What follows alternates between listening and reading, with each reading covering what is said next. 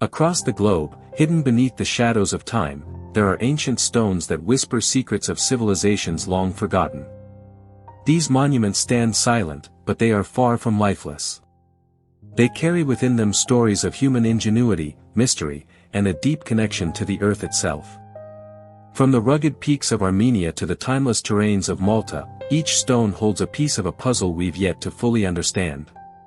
Join us as we embark on a journey into the heart of the world's most enigmatic stone structures, where every formation, every marking, and every layer tells a story that transcends time.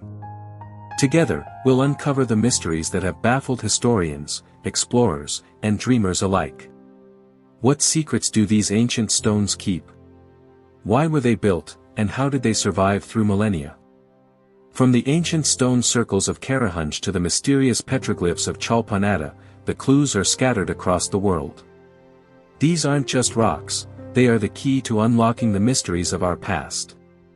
Stay tuned, as we dive deep into these monumental wonders, one stone at a time. A landscape shaped by wind and time, a geological wonder where science and legend meet in fragile harmony. High on the Sayunic Plateau in southern Armenia stretches a rugged, open plain filled with hundreds of basalt monoliths, each standing tall like a watchful guard before the faraway mountains. This ancient site, called Zorit's Kara or Karahunj, has fascinated researchers and travelers alike for generations, earning the famous nickname Armenia's Stonehenge. Spanning nearly 7 hectares, the site contains more than 200 upright stones, many weighing several tons. Some of these megaliths have round openings cut cleanly through them, a striking feature that has fueled endless debates about their purpose. The stones are arranged in loose rows and circles, suggesting careful planning rather than random placement. Those who walk among them often notice that certain stones align with the horizon, as if positioned to mark the sunrise, sunset, or star movements. This idea has drawn comparisons to other ancient observatories, including Stonehenge in England and Nabta Playa in Egypt.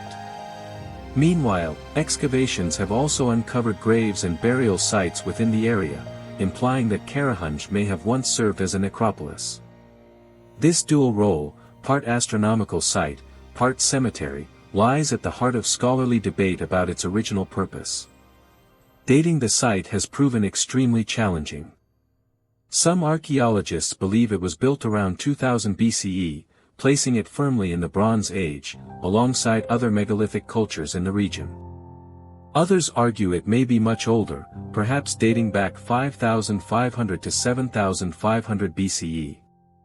If the older estimates are right, Karahunj would rank among the earliest monumental sites on Earth, older than the Egyptian pyramids or the ziggurats of Mesopotamia. This wide range of possible dates reflects the complexity of the evidence. While pottery fragments and burials point to Bronze Age activity, the weathered stones and precisely cut holes hint at far earlier origins. Those mysterious holes are perhaps the site's most fascinating feature. Roughly 1/3 of the monoliths have circular openings drilled straight through the basalt with surprising precision. Some researchers believe these were used for astronomical observations, allowing ancient sky watchers to track the stars and follow celestial patterns with accuracy. When aligned with points on the horizon, the holes might have marked solstices, equinoxes, or the rising of particular constellations, effectively transforming Karahunj into an open-air observatory. This would have helped its builders monitor time and seasons in a land where farming relied heavily on the movement of the heavens. However, not everyone agrees. Skeptics suggest that the holes might have had practical uses, such as supporting wooden beams or ropes during construction, or perhaps even creating acoustic effects during ceremonies. Others propose that the holes were added later, possibly during the Middle Ages, and were not part of the original structure. The discussion remains unresolved, leaving the true function of the holes uncertain. As for who built Karahunj, most experts believe it was created by ancient local societies that flourished in the Armenian highlands during the Bronze Age. These groups left behind tombs, stone fortresses, and megalithic sites, demonstrating a long tradition of monumental stonework. Yet, if the earlier dates are correct, the site could have been built by a culture far older, one whose identity remains a mystery. That idea has fueled alternative theories, with some suggesting that Karahunj represents the remains of a lost civilization possessing advanced astronomical knowledge. Excavations have uncovered stone tombs and ritual artifacts supporting the necropolis interpretation. Some standing stones even appear to mark burial chambers, forming a landscape that unites the living and the dead. In many ancient traditions, aligning tombs with celestial events carried spiritual meaning, a way to link ancestors with the heavens. This concept connects both major theories. Karahunj could have served as a burial site and an observatory, where people observed the skies while honoring the dead. Visitors today often describe a powerful, almost haunting feeling as they explore the plateau. The stones rise in irregular rows, some standing upright, others leaning or fallen, yet all giving a strong sense of purpose. The holes carved into them invite curiosity. One naturally peers through, gazing toward the horizon like an ancient astronomer. The mixture of dark basalt, vast skies, and distant mountains creates an overwhelming sense of timelessness, as though the site has silently watched both stars and humans for thousands of years. Some fringe researchers take the mystery even further. They claim the precise drilling suggests tools and technology unknown to Bronze Age cultures. Others argue the stones align with distant constellations such as Orion or Sirius, echoing theories often applied to other megalithic monuments across the world. Although mainstream scholars urge caution with such claims, they all agree that Karahunj represents a unique meeting point of science, ritual, and imagination. To understand it fully, one must also consider Armenia's broader context. The region has long been a crossroads of civilizations, connecting the Near East, the Caucasus, and Central Asia. Its megalithic traditions may have developed independently or drawn ideas from surrounding cultures. Karahunj, with its blend of astronomy, ritual, and monumental construction, reflects that rich and complex heritage. Whether its origins lie in 2000 BCE or many millennia earlier, Karahunj expresses the same timeless human desire, to connect earth and sky, life and death, through stone that endures. Like many ancient monuments, its greatest secret may be what history has lost. With no inscriptions or written records, the builders of Karahunj left behind only the stones themselves. Their holes and alignments continue to provoke questions but yield no certain answers. Were they measuring the heavens, honoring the ancestors, or doing both? Until new discoveries are made, Karahunj, Armenia's Stonehenge, will remain a silent witness to human creativity, mystery, and the enduring link between people and the cosmos. While the carefully engineered terraces of Akapana speak of precision and monumental effort, our next destination presents an entirely different mystery. Journey once more into the Andes Mountains, this time northeast of Lima, and you'll reach a wind-beaten plateau rising more than 4,000 meters above sea level. Here, nature and enigma merge on a scale that has captivated explorers for nearly a century. The Markawasi Plateau is scattered with massive rock formations that many observers claim resemble faces, animals, and ancient figures. Spread across several square kilometers, these shapes appear in such abundance that it's nearly impossible to cross the plateau without spotting what seems like a profile, head, or form emerging from the stone itself. Markawasi drew international curiosity in the 20th century, when explorers and writers began documenting its unusual geology.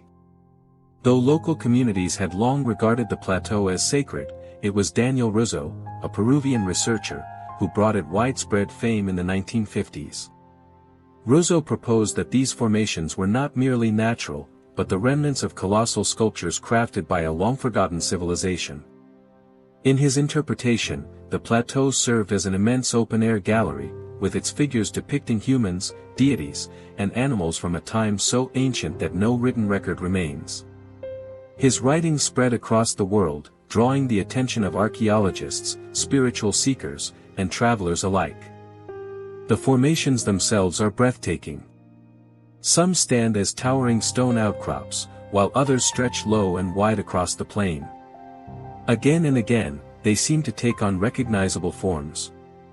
Visitors often point out what they call the monument to humanity, a large stone face resembling a human head in profile. Others claim to see lions, camels, or sphinx-like shapes carved into the rock. The sheer number of these likenesses has fueled decades of argument. Were they intentionally carved by ancient artists, or is the human mind simply wired to recognize patterns that aren't really there?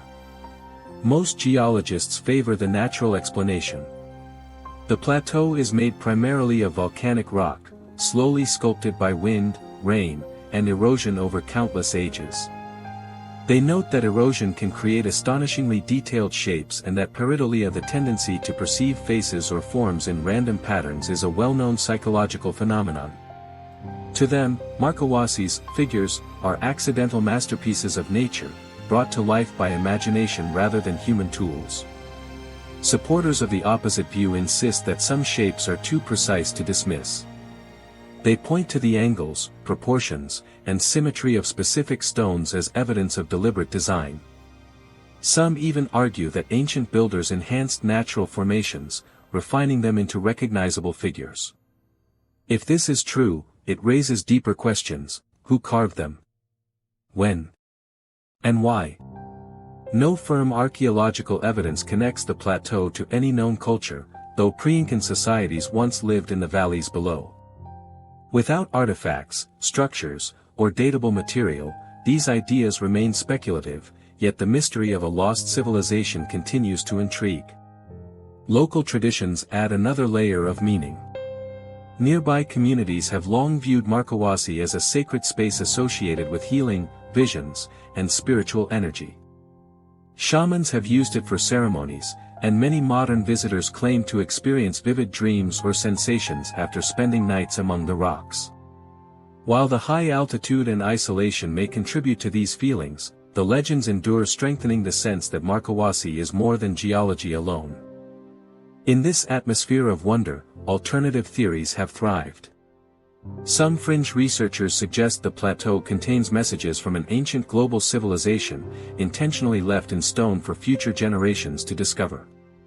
Others propose astronomical alignments, claiming the rock shapes were arranged to mirror constellations or track celestial movements.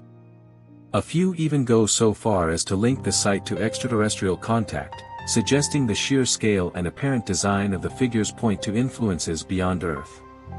Although these ideas fall outside mainstream scholarship, they have made Markowasi a major destination for mystery tourism.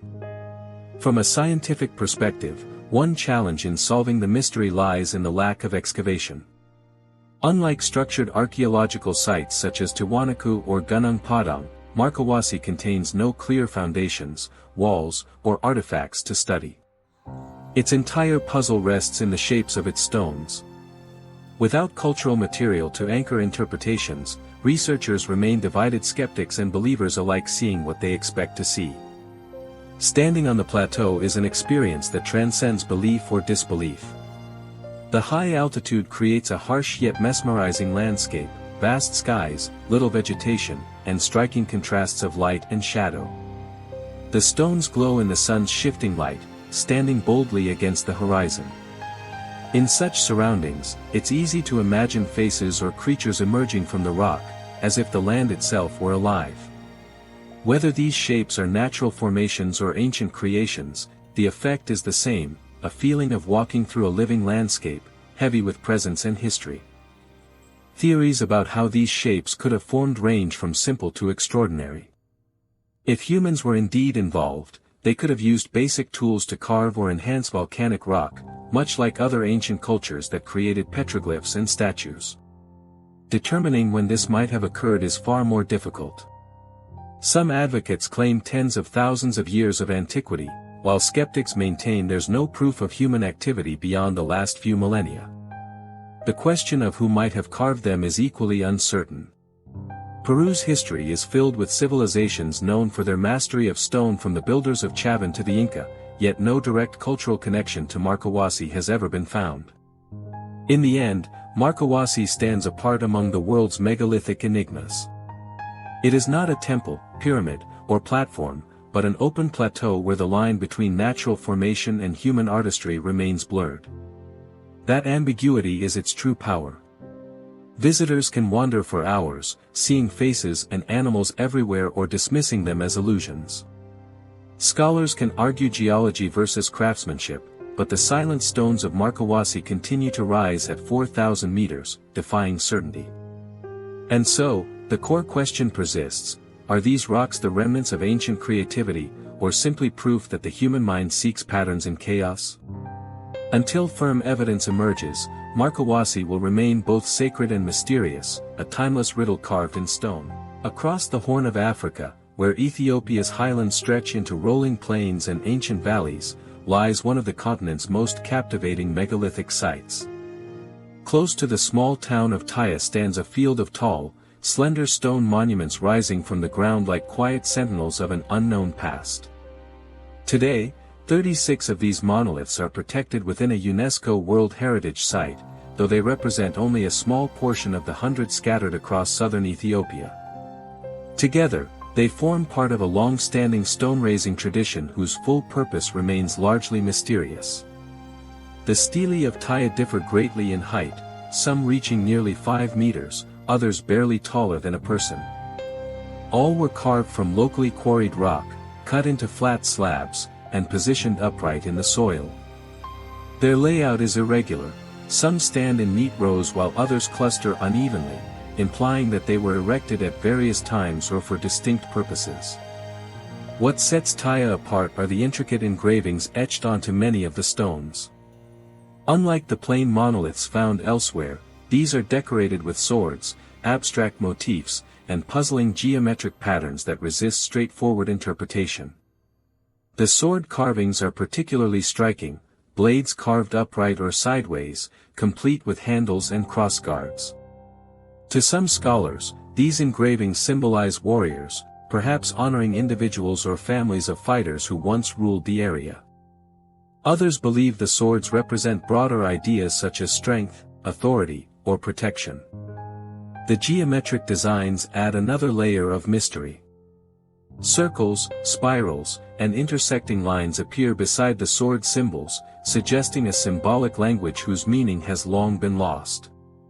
Collectively, the carvings reveal a society that invested deep meaning into stone, using it to encode messages still hidden from modern understanding. Excavations have uncovered that many of the Tyre stelae are linked to burials. Human remains discovered beneath or near the monuments confirm their connection to funerary rituals. However, the presence of weapons and abstract symbols complicates interpretation. Were these stones memorials for individual warriors or chiefs, or did they represent communal remembrance for entire groups? The diversity of carvings implies layered symbolism, each mark likely held significance in rituals now forgotten. Dating the Tyre monuments has proven difficult. Archaeologists generally place them between the 10th and 15th centuries CE, though Ethiopia's broader megalithic tradition stretches back much further. Other nearby sites have been tentatively dated to as early as the 1st millennium BCE, showing that the custom of raising stones here is both ancient and widespread. Whether Tyre continued an older tradition or represented a distinct cultural expression is still uncertain. Without written records, the builders' identities can only be guessed from the stones themselves. Speculation about who constructed the Tyre stelae varies widely. Some researchers believe they were erected by Cushitic-speaking peoples who dominated southern Ethiopia in medieval times. Others argue that the monuments were created by now-vanished cultures, shaped by migration and changing alliances. The prevalence of sword imagery hints at a martial society, one where conflict or defense played a key role. Yet without historical documentation, these theories remain conjecture. What is clear, however, is that the people behind Tyre possessed both technical ability and symbolic vision, the skill to quarry, shape, and transport large stones, and the imagination to imbue them with lasting meaning. Alternative interpretations have also emerged. Some scholars think the carvings are not merely ornamental but convey complex cosmological or social information. The geometric shapes, for instance, could represent clans, territories, or astronomical alignments. Others propose that Tyre was part of a broader ritual landscape spanning Ethiopia, a network of megalithic sites bound together by shared beliefs. While unproven, such ideas highlight the challenge of understanding a monument without direct cultural continuity. Ethiopia's landscape provides crucial context. The country is dotted with thousands of standing stones, ranging from simple uncarved pillars to intricately decorated monuments like those at Tyre. This abundance points to a long-standing cultural practice in which stone played a central role in preserving memory, identity, and ritual meaning. In the north, at Aksum, massive obelisks once stood as emblems of imperial authority, demonstrating how stone could embody both spiritual and political power. Tyre may reflect a localized version of that same impulse, a way to give permanence to belief, ancestry, and cosmology amid a shifting world. Walking through Tyre today evokes a profound sense of solemnity. The monoliths lean slightly, weathered by centuries of wind and rain, yet their carvings remain visible and evocative. The sword engravings, in particular, capture the eye, some upright as if poised for combat, others horizontal, perhaps denoting rest or death. The geometric designs draw repeated attention, inviting endless attempts at interpretation. It feels like stepping into a coded landscape written in an ancient language no one can read. These unanswered questions are what keep Tyre so compelling. Why were swords the dominant motif? Were they literal symbols of buried warriors or metaphorical emblems of collective strength? What meanings lay behind the geometric forms carved beside them? And above all, who were the people who created these enduring monuments yet disappeared so completely from recorded history? Thanks to UNESCO protection, Tyre continues to be studied and preserved. But its secrets remain elusive. For now, it stands as a testament to Africa's vast and often overlooked megalithic heritage, a civilization that honored memory, power, and spirituality through stone, leaving behind messages we still strive to understand. The swords carved into these ancient monoliths may honor warriors, communities, or entire cultures long forgotten, but their silent presence ensures that their story, however incomplete, endures. While the immense carved rock of Samapata leaves us questioning what ancient imagination could have inspired builders to reshape an entire hill, our next destination takes that mystery even deeper, into the lush highlands of West Java, Indonesia. Rising from a forest-covered ridge stands Gunung Padang, a site known to locals for generations but recognized by archaeologists only in the past century as one of the region's most remarkable megalithic monuments. At first glance, it looks like a staircase of stone terraces climbing up a hilltop, each platform made of neatly arranged volcanic rock columns. Walking through them, one gets the impression that the entire hill has been sculpted into a grand staircase reaching toward the heavens. The site first came to scholarly attention in the early 1900s, when Dutch colonial surveyors documented the unusual formation. Excavations later in the 20th century revealed that these stones were not the product of nature alone, but part of an intentionally designed structure. The hexagonal volcanic columns had been cut, transported, and organized into terraces, retaining walls, and platforms covering the summit. Local oral traditions had long described Gunung Padang as a sacred site, used for ceremonies and offerings even before formal archaeological studies began. Most archaeologists date the visible construction to around 500 BCE, within Indonesia's late prehistoric period, when stone monuments, dolmens, and standing stones were widespread throughout the archipelago, often tied to ancestor worship and communal ritual. Yet Gunung Padang stands out for its sheer magnitude. Covering roughly 3 hectares with 5 ascending terraces, it is among the largest megalithic complexes in all of Southeast Asia. What has drawn the world's attention, however, is not only its scale but the fierce debate about its possible age. Beginning in the 2010s, a team of Indonesian scientists led by geologist Danny Hilman Nadawajaja conducted surveys using ground-penetrating radar, core drilling, and geoelectric mapping. Their data suggested that beneath the visible terraces lie much older constructed layers extending deep into the hill, possibly dating back as far as 20,000 years. If these findings are correct, Gunung Padang would not just be the oldest megalithic monument on Earth, but one that predates every known civilization by tens of thousands of years. The claim shook the archaeological community. A structure that ancient would place its origins before the dawn of agriculture, cities, and organized religion, implying that sophisticated builders existed during the last ice age, long before conventional timelines for civilization begin. This idea resonates with alternative theories about lost or forgotten civilizations, but it directly contradicts established archaeological understanding, which maintains that humans of that period were small bands of hunter-gatherers with limited construction abilities. Critics quickly pushed back. Many argued that the supposedly ancient layers were natural formations of columnar basalt, which fractures into regular hexagonal shapes and can appear man-made even when untouched. From this perspective, the deeper structures are simply part of the mountain's geology, while the surface terraces represent later human modifications. Others questioned the dating methods, pointing out that organic materials found in the soil might not accurately indicate when the stones were placed. As a result, the debate remains unsettled. Indonesian authorities even paused excavations for a time due to the controversy, while international experts urged caution before rewriting global history. Still, the research team's findings persist, and advocates for an earlier origin argue that the geometric patterns detected underground look too organized to be natural.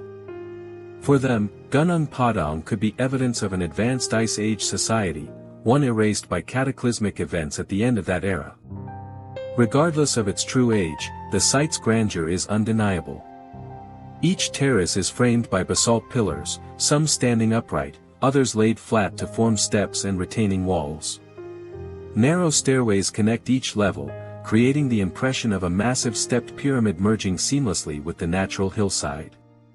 From the summit, the surrounding highlands fade into mist, and it becomes clear why the site has long been considered sacred. The placement of stones feels deliberate, too structured to dismiss as coincidence, even if the deepest layers remain in dispute. If the controversial dating proves correct, the implications would be enormous. A 20,000-year-old pyramid would mean that early humans in Southeast Asia reached levels of social and engineering sophistication comparable to the builders of ancient Egypt and Mesopotamia, but tens of millennia earlier. Such a revelation would force historians to completely rethink humanity's prehistoric timeline, reopening questions about lost knowledge, vanished cultures, and the endurance of human ingenuity through dramatic shifts in climate and sea level. If, however, Gunung Padang is ultimately confirmed to be a few thousand years old, it would still stand as a remarkable accomplishment of Indonesia's megalithic builders, testimony to the creativity and diversity of traditions that flourished far from the more famous centers of ancient civilization. Today, Gunung Padang continues to attract scientists, tourists, and spiritual seekers alike. For researchers, it offers a valuable case study in new subsurface technologies and a challenge in interpreting complex geological data. For visitors, it is an awe-inspiring landscape where nature and human effort intertwine. And for nearby communities, it remains a sacred site where rituals and offerings continue, as they have for generations. Whether future excavations confirm the extraordinary claim of Ice Age origins or reinforce the accepted view of a late prehistoric shrine, Gunung Padang stands as one of the most captivating megalithic enigmas on the planet. It embodies both the thrill of discovery and the caution needed when evidence threatens to rewrite history. And so the question endures, if Gunung Padang truly dates back 20,000 years, what does that mean for everything we think we know about the birth of civilization? Across the Mediterranean, on the islands of Malta, stand some of the world's most ancient surviving stone temples. Long before Egypt's pyramids took shape along the Nile, and well before Stonehenge rose on the Salisbury Plain, the people of Malta were already hauling stones weighing up to 50 tons and shaping them into massive places of worship. These Maltese megalithic temples, including the famous sites of Hagar Kim, Najdra, and Gantija, date back to around 3600 BC, marking them as some of humanity's earliest attempts at grand architectural design. Their immense age alone makes them extraordinary, but the precision, creativity, and mystery in their construction elevate them into one of the most fascinating riddles of the prehistoric world. The temples are scattered across both Malta and Gozo, each unique in form yet connected through shared design traits. Most are composed of clusters of semicircular chambers, often said to resemble clover leaves when viewed from above. At Hagar Kim, the outer walls rise from towering megaliths so immense that even modern cranes would struggle to move them. Some individual blocks weigh 20, 30, or even 50 tons, fitted together with astonishing accuracy that has withstood over 5 millennia of sea winds and weathering. Inside, smaller stones form passageways and altars, shaping interior spaces clearly intended for ritual or ceremonial use. Nearby, Najdra, situated along Malta's southern coastline, demonstrates another level of sophistication. Its layout aligns precisely with the movements of the sun. During the spring and autumn equinoxes, sunlight passes directly through the entrance and illuminates the central chamber. On the summer solstice, the rays strike one side of the doorway, while on the winter solstice, they light the other. These alignments reveal that the builders not only mastered architecture but also possessed deep astronomical understanding, embedding cosmic meaning into their sacred structures. On the neighboring island of Gozo, the Gantija temples stand as perhaps the grandest of them all. Their name translates to "place of the giants," a nod to the belief that only colossal beings could have built such massive walls. The structures rise more than 6 meters high, with enormous blocks forming the core of the temples. As in other Maltese sites, multiple apses and central corridors form pathways that may once have hosted processions, offerings, or communal ceremonies. Archaeologists have uncovered altars, figurines, and animal bones, evidence that these spaces served as centers of worship, where sacrifice and feasting were part of religious life. The identity of the temple builders remains lost to history. No written texts survive, and by around 2500 BC, this society mysteriously vanished, leaving only the temples behind. Scholars call them simply the temple culture, a people whose craftsmanship and engineering were centuries ahead of their time, yet whose origins and fate are still unknown. The reason for their disappearance is equally uncertain, perhaps environmental collapse, disease, or social upheaval. Maybe they were absorbed into new populations whose traditions gradually faded. With no records, the stones themselves tell the story. How this island civilization managed to move stones weighing 50 tons using only Stone Age tools remains one of archaeology's great mysteries. Excavations have revealed spherical stones believed to have been used as rollers, suggesting that they used basic yet ingenious methods to move massive blocks. The rest could have been achieved with levers, sledges, and coordinated manpower. Such feats point to a highly organized and cooperative community. The repetition of these methods across multiple temple sites shows that their techniques were systematic and well understood. Dating to 3600 BC, the Maltese temples are older than Stonehenge by over 1,000 years, and even precede Egypt's Great Pyramid by nearly the same span. They rank among the earliest freestanding stone buildings ever created. Their endurance is astonishing, considering their constant exposure to harsh coastal conditions. Many show evidence of successive construction phases, where older parts were expanded or rebuilt across generations. This pattern indicates a continuing religious tradition, where communities return to rebuild sacred places over centuries, much like what happened in Peru's Sacred Valley and other ancient sites where reconstruction held symbolic meaning. Various interpretations and theories have emerged about these temples' purpose and construction. Some researchers believe they were both ritual spaces and astronomical observatories, aligned with solstices, equinoxes, and star patterns. Others see them as symbolic models of the cosmos, with their curved chambers representing the womb of the earth or the cycle of life and death. More speculative ideas propose that their precision and scale hint at lost knowledge or forgotten technologies of stonework. Though mainstream archaeology does not support such claims, the very existence of these complex monuments from such an early era forces us to rethink the scope of prehistoric human capability. The figurines found inside the temples deepen the mystery. Many portray robust female figures, interpreted as fertility goddesses, implying that life, birth, and renewal were central themes in their belief system. Altars bearing animal remains suggest ritual offerings, perhaps to deities or ancestral spirits. Yet without written sources, the exact nature of their religion remains open to debate, built entirely on archaeological evidence and educated inference. Visitors to these temples today encounter an atmosphere that feels both ancient and timelessly human. The vast stones, the precision of their design, and their connection to the cosmos all suggest a deliberate intelligence that continues to inspire awe. Standing at Najdra's doorway during the equinox, watching the rising sun illuminate its interior, connects modern observers to the same cycle of sky and earth that guided its builders thousands of years ago.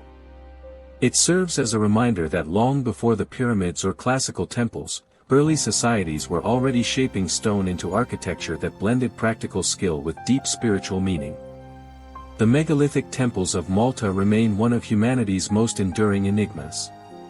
How did a small island culture, armed only with primitive tools, move stones of such size and fit them so precisely?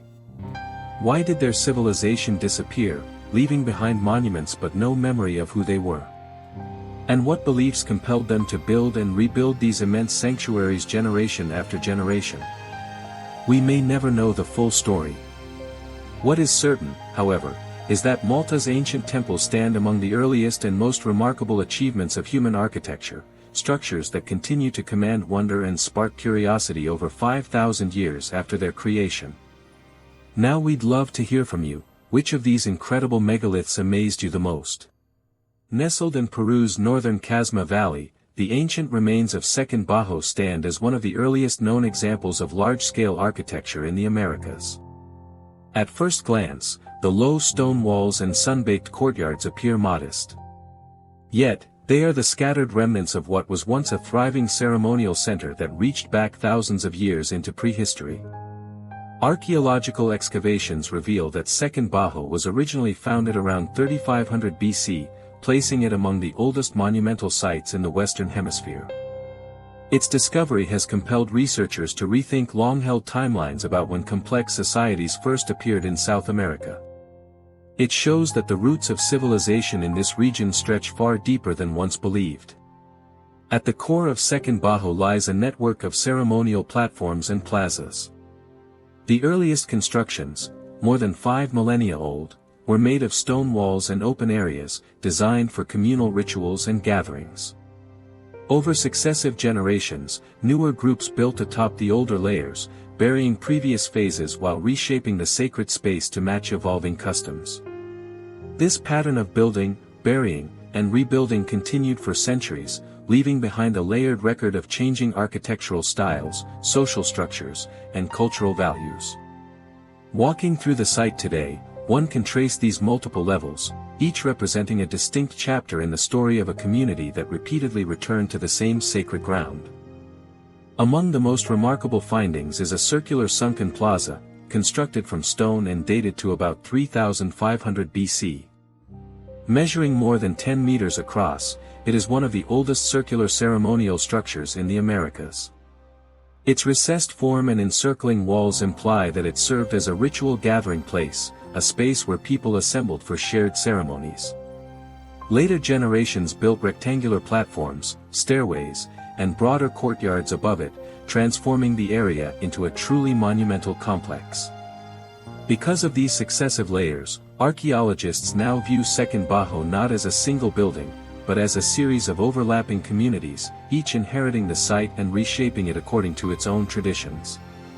The importance of Second Bajo extends beyond its age. It reveals early signs of social coordination and organization. Constructing large plazas and raised terraces required planning, surplus resources, and specialized labor, clear indicators of a society advancing beyond simple subsistence. Before excavations at Second Bajo, many experts believed that monumental architecture in Peru began later, around 3000 BC, at sites like Carol. This discovery pushed that date back several centuries, proving that organized communities capable of building ceremonial centers existed far earlier than once thought. It demonstrates that civilization in the Americas was not confined to a single valley or culture, but rather part of a wider network of early innovation. As with many ancient sites, the identity of Second Bajo's builders remains unknown. The Casma Valley hosted various cultures across time, from early pre-ceramic societies to later civilizations that left behind more complex temples and carvings. The first builders of Second Bajo remain nameless, known only through their enduring architecture. Their continuous return to the same ground over millennia suggests a strong sense of sacred continuity, as if the land itself held a power that transcended any single generation or culture. The methods of construction offer further insight. The earliest walls were made of rough stones bound with mortar, creating sturdy enclosures for plazas and terraces. Later periods reveal more refined stonework and careful design, suggesting improved skills and knowledge. Each rebuilding appears to have involved both destruction and renewal. Older structures were deliberately buried beneath new ones, perhaps as a ritual act of closure. This tradition echoes practices found across other Andean civilizations, where burying earlier temples symbolized life, death, and rebirth on a cosmic scale. Alternative interpretations add more depth to the mystery. Some researchers believe the cycles of rebuilding may have followed astronomical rhythms, marking renewals of cosmic order.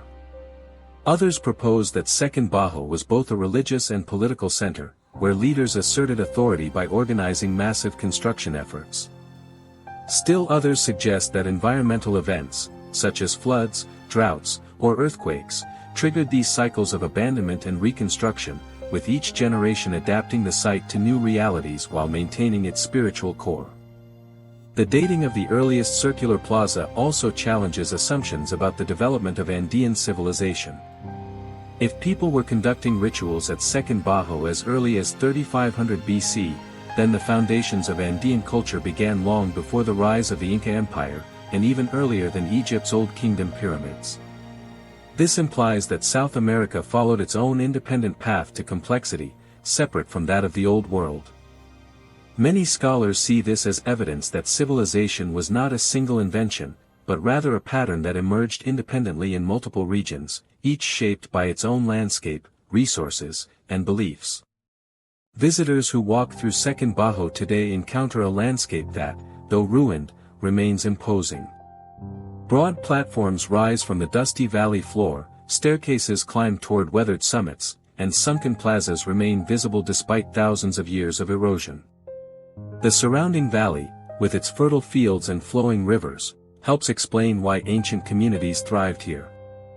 Standing amid the weathered stone walls, one can easily imagine ceremonial processions, ritual dances, and generations of builders renewing their sacred monuments as symbols of identity and faith. Yet one enduring mystery persists: why did Second Bajo's builders repeatedly entomb their own creations? Unlike other ancient sites that were simply abandoned, this one was intentionally buried and rebuilt, as if every new era required a physical act of renewal. Such behavior suggests a cyclical worldview, where time itself demanded rejuvenation through construction. It also raises questions about knowledge transmission. Did later builders fully grasp the meanings of the older structures they covered, or were they preserving traditions whose origins they no longer remembered? For archaeologists, Second Bajo has become a key to unlocking the deep past of the Andes.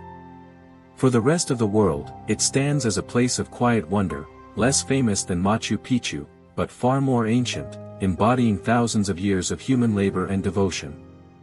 Its layered design represents both continuity and transformation, proving that sacred places can endure even as cultures rise and fall.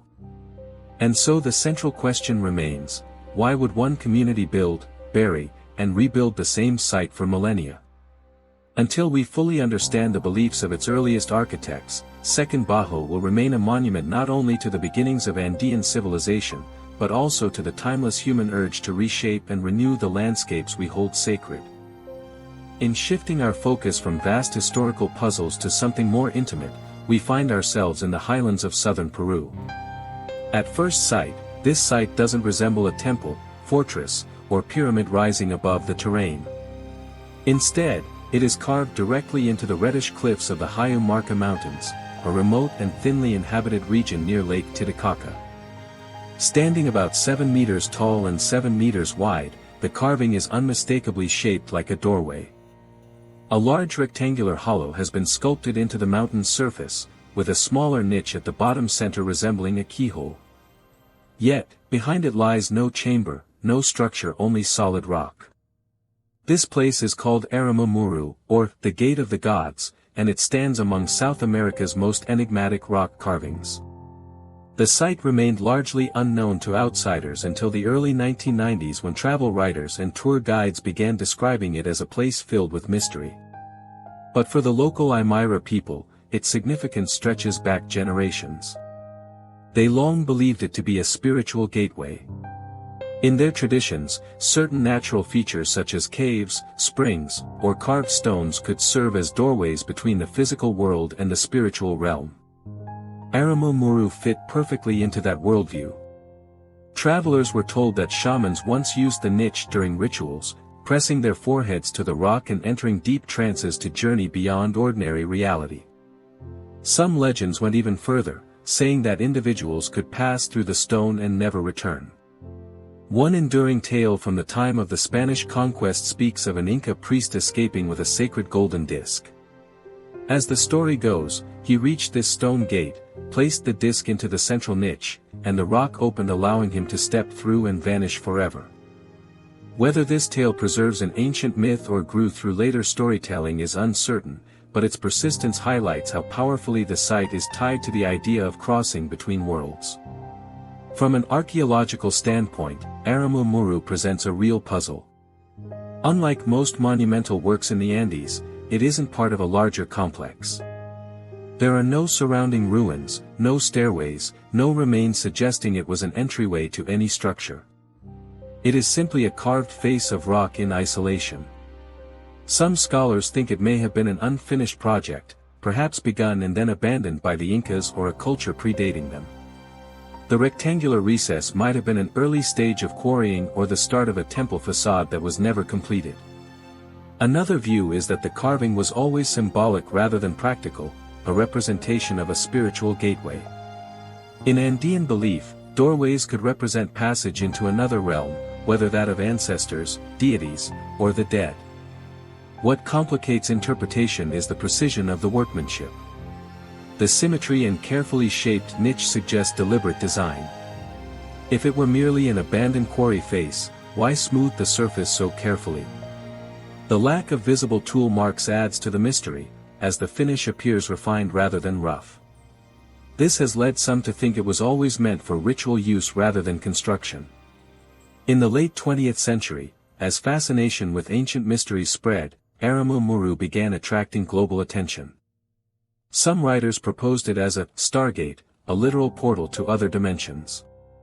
Others linked it to the myths of Lake Titicaca, seeing it as a symbolic gateway within a sacred landscape the Incas considered their origin point.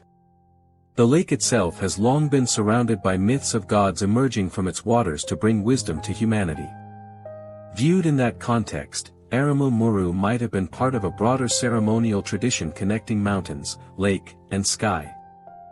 Visiting the site today requires a trek across the rugged Hayumarca highlands, a landscape of rock formations and sweeping views toward Lake Titicaca. Standing before the monument, visitors often remark on its size. The main doorway towers several times taller than a person, while the smaller niche sits at just the right height for someone to rest their head or place an object, suggesting intentional design. Some travelers even report strange sensations, tingling, dizziness, or vivid dreams, though such experiences are likely influenced by belief and atmosphere. Despite its reputation, Aramumuru remains outside mainstream archaeology because there's no solid evidence of when it was made or by whom. Unlike nearby sites such as Tiwanaku or Silistani, which have been excavated and dated, this rock carving has yielded no artifacts, no construction layers, and no datable material. It simply exists, carved, silent, and enigmatic. This absence of context leaves the site open to interpretation by both cautious researchers and speculative thinkers. What can be said with certainty is that Aramumuru reflects themes deeply rooted in Andean culture: transformation, passage, and communion with the divine.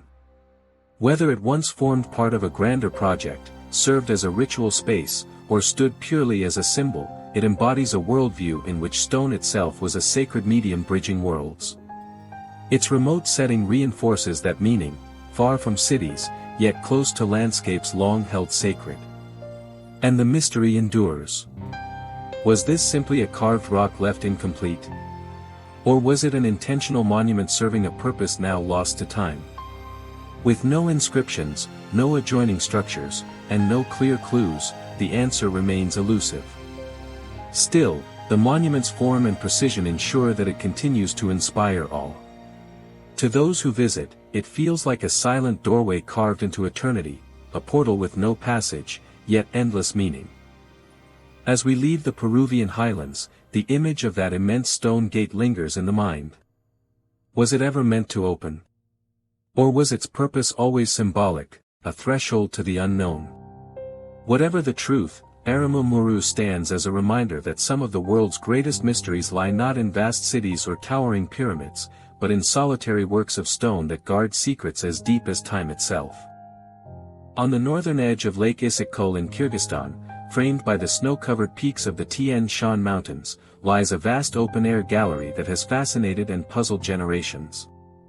Known as the Chalpanata petroglyphs, this site covers nearly 40 hectares of rocky terrain, where over 5,000 stones are carved with images of animals, people, symbols, and scenes representing centuries of human creativity. From hunting parties pursuing ibex to detailed solar designs and chariots etched in motion, the carvings form one of Central Asia's richest collections of ancient rock art. Yet a question endures: were these carvings simple portrayals of daily life and beliefs, or do they encode a more complex system of meaning now beyond our understanding? The petroglyphs at Chalpanata date from roughly 1500 BC in the Bronze Age to the early Middle Ages, making the site a layered record of cultures that came and went, each leaving its mark on the granite stones scattered across the land. The earliest carvings are striking in their simplicity.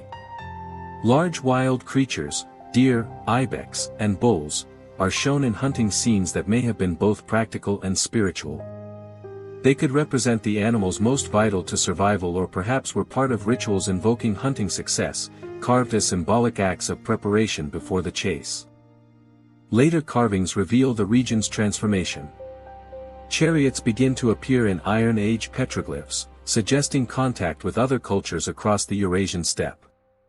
The arrival of the horse and wheeled vehicles reshaped life in these lands, and the carvings at Chalpanata vividly capture that shift.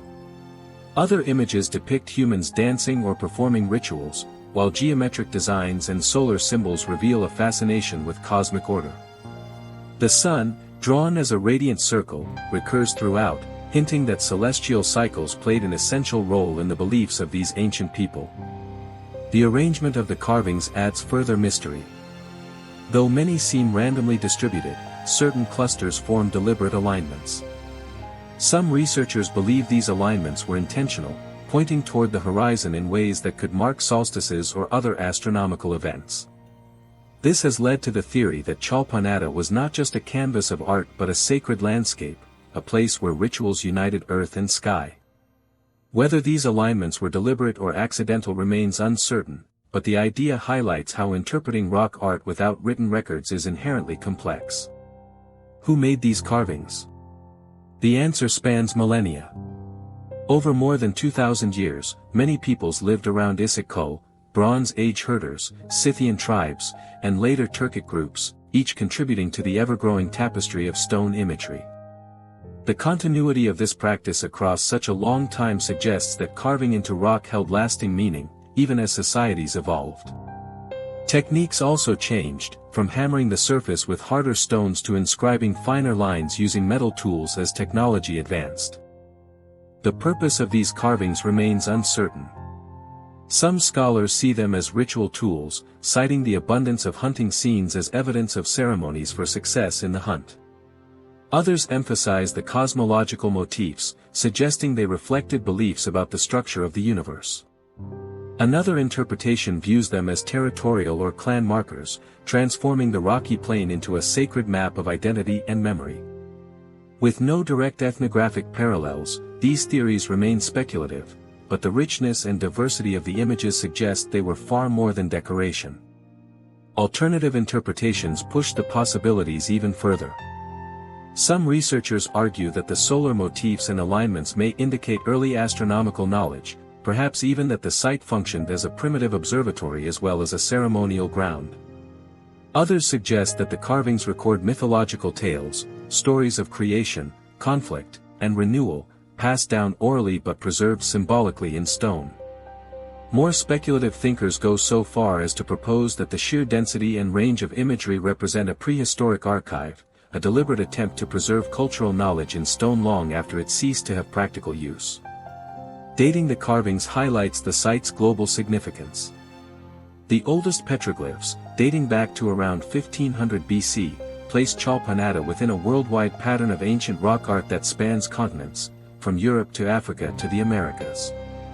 The continuation of carving into the Middle Ages shows how enduring this tradition was in Central Asia, surviving even as societies developed writing and architecture elsewhere. While other civilizations built monuments and wrote texts, the people of Issyk-Kul continued to carve their world into stone, maintaining a thread of continuity across ages. For modern visitors, the Chalpanata site feels both immense and intimate. Spread across the open steppe, with few modern structures in sight, the stones lie scattered just as they have for millennia, silent but connected. Walking among them, one encounters ibex frozen mid-leap, chariots in motion, and human figures caught in gestures that still seem alive. The crisp mountain air and vast horizon amplify the sense of standing between worlds, where past and present seem to merge, and the voices of long-gone artists still speak through the lines they carved. The greatest mystery of Chalpanata is not what we can see, but what we cannot fully grasp. Were these images simple reflections of daily life, prehistoric art for art's sake? Or were they fragments of a lost worldview, symbols of a cosmic order that structured life, death, and the heavens in ways we no longer understand? The hunting scenes, animals, chariots, and solar signs could be records of experience, or pieces of a forgotten philosophy etched in stone. Until new evidence emerges, Chalpanata remains an open book written on granite, inviting interpretation but denying certainty. It is both art and enigma, both history and mystery. Were these carvings the first expressions of art, or the last remnants of a vanished belief system? That question endures, carved as deeply as the stones themselves. Departing from the solitary stone gate of Aramumuru, the route stretches across the vast plateaus and valleys of the Andes and into Bolivia, where another remarkable monument rises directly from the earth itself. Yet unlike the hidden doorway left behind, this creation is impossible to miss. Just outside the small town of Samapata lies a massive sandstone hill, roughly 220 meters long, its entire surface painstakingly carved and reshaped by human effort. This isn't a temple built from blocks or a fortress assembled stone by stone. Instead, it is one immense piece of living rock, sculpted into terraces, channels, niches, and geometric designs that cover the mountaintop. When you stand upon it, it doesn't feel as though you're within a building, it feels as though the entire hill has been transformed into a vast ceremonial platform.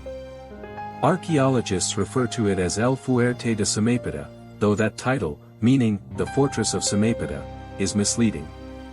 Spanish chroniclers in the 1600s gave it that name, assuming the carvings were part of a defensive structure. Yet the very shape of the site points to something entirely different. Long before the Spaniards arrived, this monumental rock was a sacred center for several ancient cultures. From early pre-Inca peoples of the eastern Andes to the Inca Empire in the 15th century, each civilization adapted and reinterpreted the enormous carved hill according to its own beliefs. The surface itself is extraordinary. Deep channels cut through the sandstone like veins of water. Niches are hollowed into the walls, and stairways connect one terrace to the next. Geometric precision dominates the landscape with straight lines, rectangular basins, and long trenches forming grid-like patterns. At one end sits what appears to be a ceremonial seat or throne, carved directly into the rock, overlooking the breathtaking Bolivian highlands. At another, engraved lines stretch toward the horizon, hinting they may once have been aligned with celestial movements. The immense size of Samapata immediately raises the question, why carve an entire hill when smaller temples could have been built more easily? The sheer effort to smooth the sandstone and shape its wide terraces far exceeds that required for ordinary ritual spaces. This suggests the site had a far greater purpose. Many archaeologists believe it served as a ceremonial hub, a place where leaders and priests convened large gatherings tied to fertility, harvest, or astronomical cycles. Others argue it was an observatory, a vast open-air calendar etched directly into the landscape. One feature that stands out is the network of channels seemingly designed to guide water. Some researchers propose that these were part of a hydrological system, perhaps created to control the flow of rainwater in symbolic or practical ways. In Andean culture, water held sacred meaning, representing divine life, fertility, and survival in regions where rainfall was scarce and unpredictable. Carving channels into living rock may have turned the mountain itself into a symbolic model of the world, where sky, water, and earth united through ritual expression. When the Incas expanded into this region in the late 1400s, they incorporated Samépida into their religious system. Known for integrating local holy sites into their imperial faith, they reclassified ancient shrines as huacas under Inca rule. Samépida became one of these sacred places absorbed into the empire's spiritual network but never destroyed. Later, when the Spanish arrived, they imposed their own interpretation, labeling it a fortress and even constructing a small colonial settlement beside it. This layering of civilizations makes it difficult to assign the carvings to a single era. Traces of pre-Inca, Inca, and Spanish occupation overlap throughout the hill. Despite centuries of investigation, the site's real purpose remains uncertain. The fortress theory endures in name but fails under scrutiny. There are no defensive walls or signs of battle. The structure's wide terraces and open design make little sense militarily. The ceremonial and astronomical explanations carry far more weight, aligning with long-standing Andean traditions that merge nature with spirituality. Still, its scale is unlike anything else. While other shrines or observatories across the Andes are small and localized, Samépida transforms an entire mountain into sacred architecture. Standing atop it today, the effect is awe-inspiring. Imagine being on a single expanse of rock stretching the length of 2 football fields, its surface intricately carved into terraces and channels. The patterns beneath your feet feel deliberate yet abstract, suggesting a language of meaning that time has erased. The wind sweeps across the summit, and from its edges, you can see valleys that reach toward the Amazon basin on one side and the towering Andes on the other. It feels less like a building and more like a stage crafted for both humans and gods.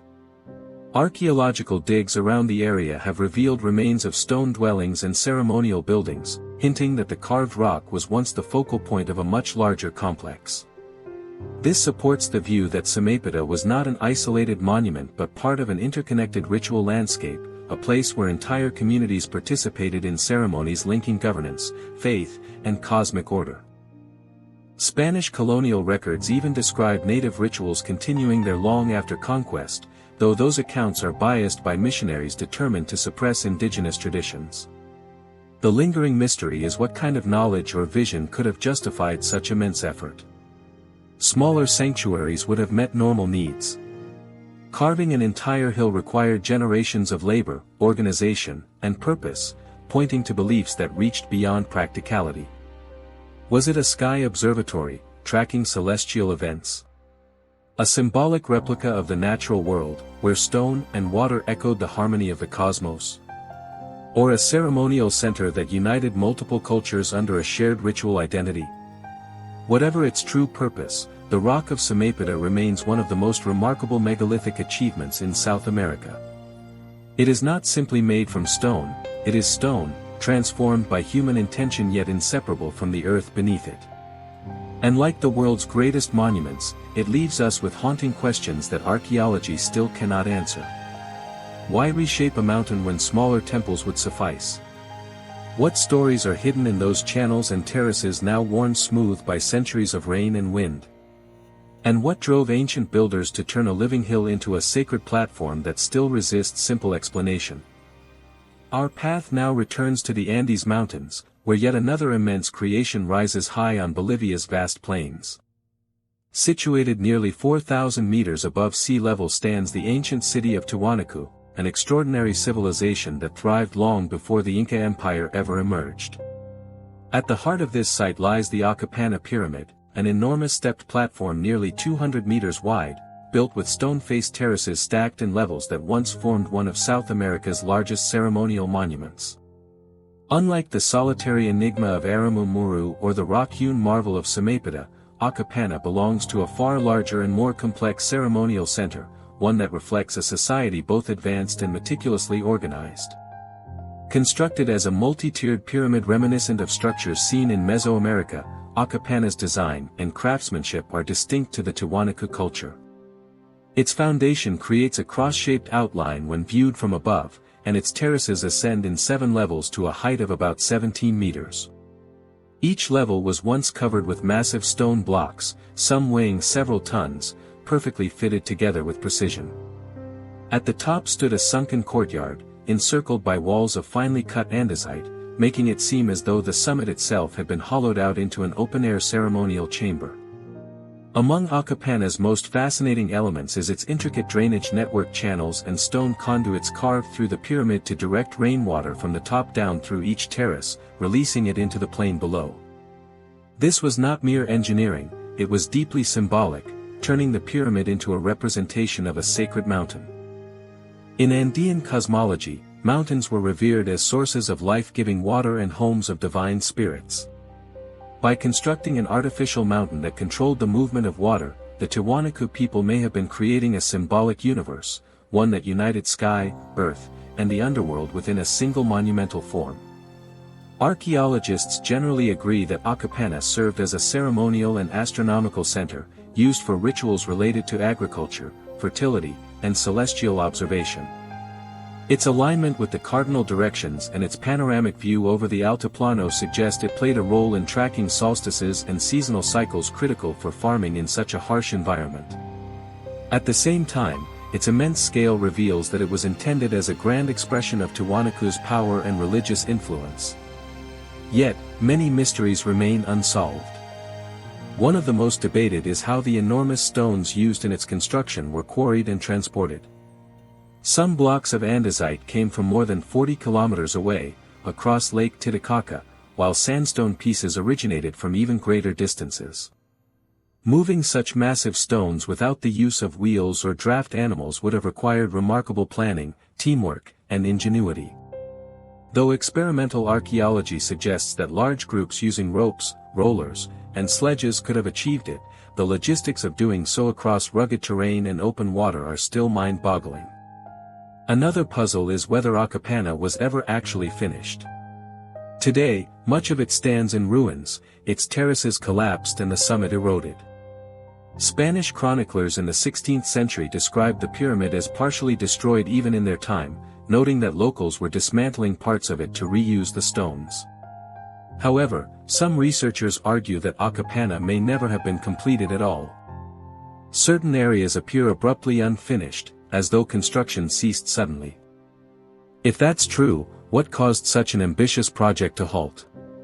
Was it political decline, invasion, or simply the challenge of sustaining such a massive effort at high altitude? This question ties into the greater mystery of Tiwanaku itself. The city reached its height between 500 and 1000 CE and influenced vast regions of the Andes. Yet it left behind no written language. The reasons for its collapse remain uncertain, though many point to prolonged drought and climate change. Without written records, Akapana's original purpose can only be interpreted through its design and cultural context.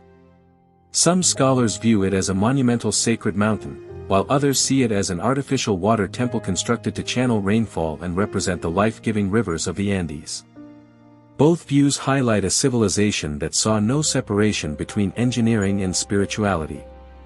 To modern visitors, Akapana might appear as a weathered mound of earth and stone, its majesty hidden by centuries of erosion. But archaeological reconstructions reveal a breathtaking structure, polished stone terraces, water streaming through carved passages, and priests performing rituals in the sunken court at its summit.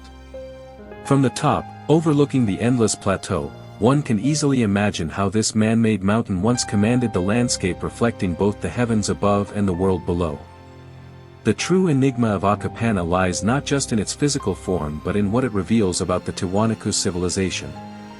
These were people capable of organizing massive labor forces, quarrying and transporting megaliths across huge distances, and designing architecture that embodied their deepest spiritual beliefs. Yet, without a written script, their voices have vanished. Only the stones remain, standing as silent witnesses to their vision and ambition. And so the questions continue. Was Akapana ever truly completed, or was it left unfinished when its builders could no longer sustain their work? Was it a ceremonial center, an astronomical observatory, or a symbolic mountain connecting the sacred geography of the Andes? Until new discoveries surface, the answers remain just out of reach. What can be said for certain is that Akapana represents a worldview where sky, water, and earth were bound together in harmony. Through carved terraces and flowing water channels, the Tiwanaku built not just a pyramid but a reflection of their universe. Finished or not, it stands as one of South America's most remarkable megalithic achievements, a monument to a civilization whose wisdom was vast yet whose legacy remains incomplete. Was Akapana left unfinished? Do you think there's another ancient wonder that deserves a closer look in a future episode? Share your theories and ideas in the comments. We read every one, and many inspire upcoming videos. If you enjoyed this exploration, make sure to subscribe and turn on notifications so you don't miss what's next. We have more lost cities, mysterious ruins, and ancient puzzles on the way. Thanks for watching, thanks for thinking, and until next time, as always, stay curious.